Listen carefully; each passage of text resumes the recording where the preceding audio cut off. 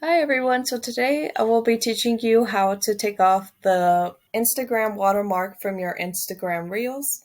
It's pretty easy. You have to use a tool to take it off, and if you don't know why you should take it off, if you post that Instagram Reel onto your TikTok, like you download it straight from your Instagram and upload it to TikTok, what's going to happen is the Instagram watermark will show up and it'll affect your performance. It'll perform a little bit lower or sometimes a lot lower than it would have if it was just a video.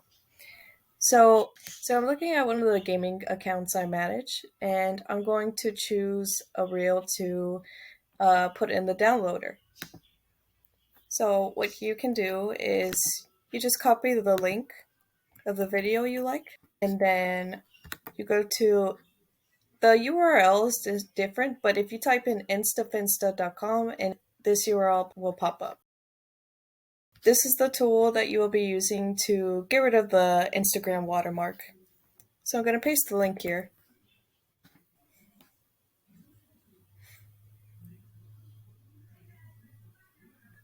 And I usually go with download server 1.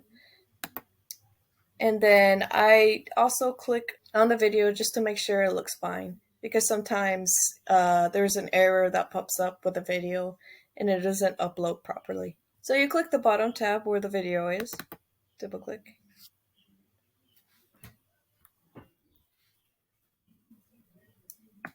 And as you can see, the video doesn't have the watermark on the bottom and it still looks pretty good. Okay. And then after that, you can upload it to your drive. What I usually do is I look through the folder on my PC, I click it, and it usually is the most recent download. So I just drag it to the drive, and it will upload here. And that's how you take off the watermark from your video. You can also do this and post it on your TikTok and other platforms. So if you have any questions, please reach out, and thank you for watching this video.